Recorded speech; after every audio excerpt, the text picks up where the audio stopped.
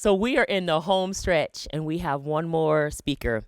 Where are my super competitive people in the audience, right? Those are the folks who, you like battling to be number one all the time.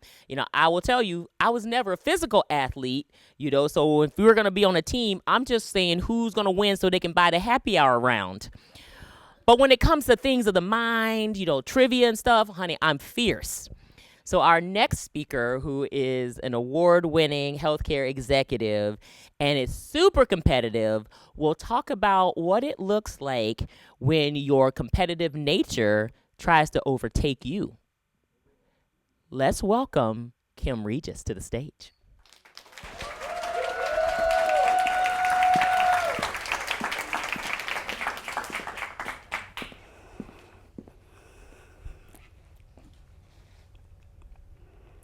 I'm going to let you in on a little secret.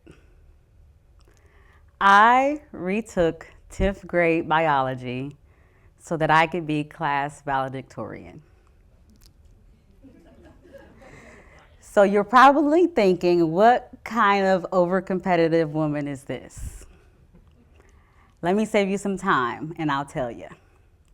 I'm the kind of person that does not let children win games to build their self-esteem. I am also the kind of person that when I win family games, I go around the table and say, "In your face, booyah." Matter of fact, I am so competitive that I try to beat everyone I know at the unthinkable. I had a stroke when I was 36 years old. Yeah, a stroke. The kind that requires brain surgery, 4 weeks in intensive care, rehabilitation to walk again, to regain your memory. And through all of that, there was no real explanation. So I had to make meaning of it for myself. And this is what I learned. Dallas Willard once said, "We should aim to ruthlessly eliminate hurry from our lives." So I lived by that. And I still strive to live by that. And the first thing I learned is to be present. Years ago at the gym, I was walking into the locker room, and there was this woman sitting on a bench. I noticed something was a little off with her, but I just kept going because I needed to get ready for work. So I took a shower, and I was going about my business, and there were a number of women there, a couple dozen in fact, doing the same thing. But she must have caught my attention out the corner of my eye, because I decided to walk over to her. And I kneeled down and looked her in the eye and I said, "Are you okay?" And she didn't respond. She had this glazed over look in her eye. It turns out she was having a heart attack, surrounded by a dozen or so people. But just like most days, we are locked in on what we have to do. No one was present. Our minds were in the future. So don't worry, the squad came, she got help. But imagine how being present would have gotten her help sooner. It's not an indictment of those women, not an indictment of myself. It's a reminder, though, that being present can save a life.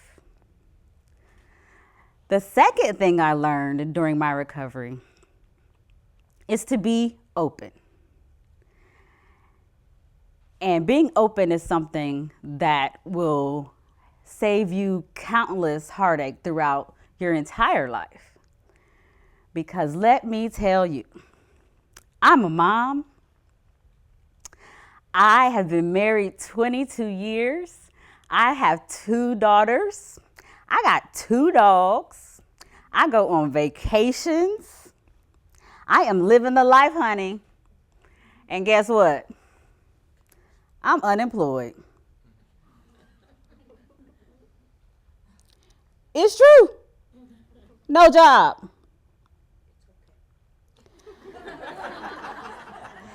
So what happens when you become suddenly unemployed and you spend all this time in being present? Do you meditate? No. You run around like crazy. You start looking frantically for a job. You cry, you scream. I laid out in the floor, kicking like a toddler. What am I going to do? Who's going to pay the bills? I've lost my mind. But being present allowed me to take a breath and listen to some wise counsel. And friends and family said, hey, take a step back. Why don't you just think about what it is you really want to do? We know you got 11 degrees, but it's okay. Maybe you want to do something completely different. Maybe you want to do something you're really passionate about instead of what you're supposed to do, what people told you should do, what they tell you you're good at.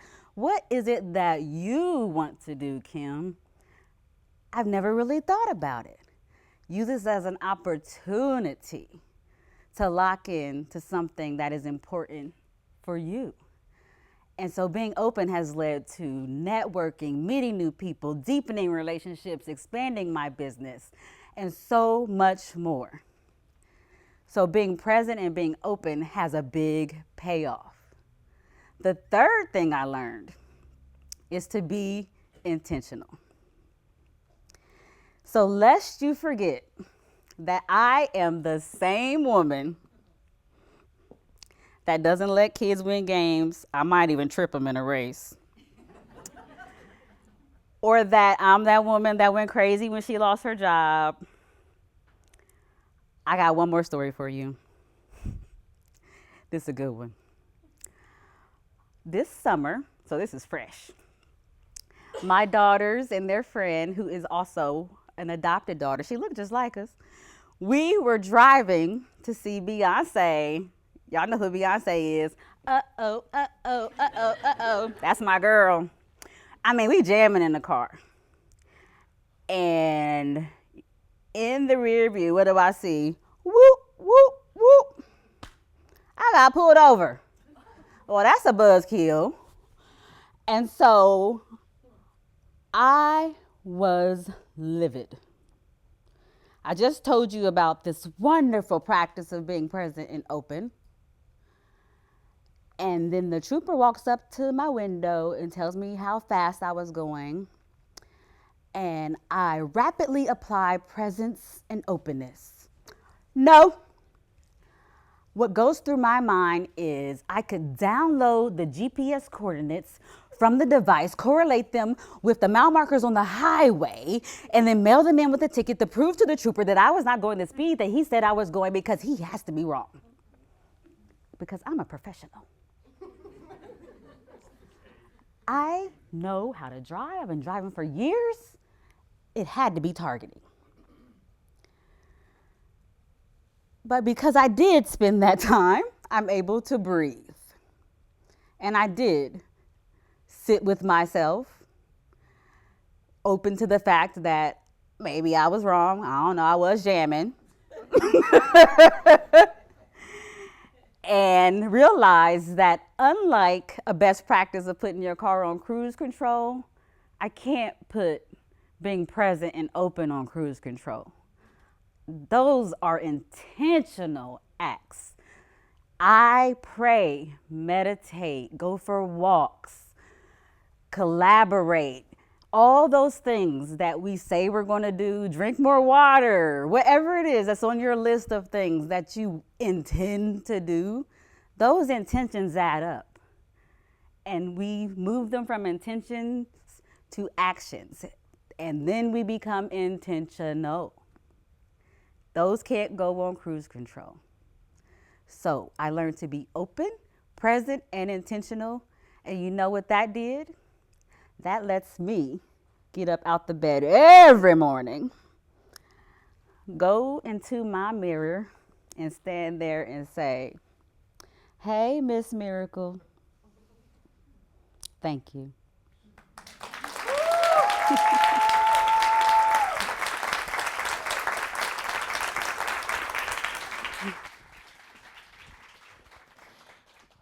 right. Y'all love all these speakers? So I want to invite all of them to come back on the stage right now. So welcome all our speakers back. These kind of opportunities are absolutely amazing, and we're so grateful to all of the folks at Articulation Inc., to Ruth and Kim and Acacia and Blythe and everybody who works behind the scenes so much to put this on, all the folks at WOSU. This is a great opportunity for us, and we're so grateful that you all were part of making this happen, that you were such a captivated and encouraging audience. We hope you continue to do this, and we hope we get to continue to do this, because I like being on stage, y'all. I love it. Love it. And so I want to always have this opportunity, but we're very, very grateful that you took some time out your afternoon to celebrate and encourage these amazing speakers for what they do. So thank you. Give yourselves a round of applause for being here, because it has been absolutely fabulous, fabulous, fabulous. So where they all disappear to? Y'all coming up? Hello? I'm going to take the spotlight by myself. Look, you don't have to tell me twice. I'm going to be up here. So come on in, everybody. Come on. Exactly. Take your love and bow. Thank you.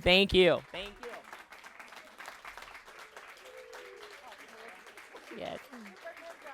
Exactly. Super Ninja! So we're so grateful to all of you. Thank you again for coming. Please continue to celebrate these amazing speakers and let them know what you took away from their talk today and how much you're rooting for them. Thank you all, and hope you have a great afternoon.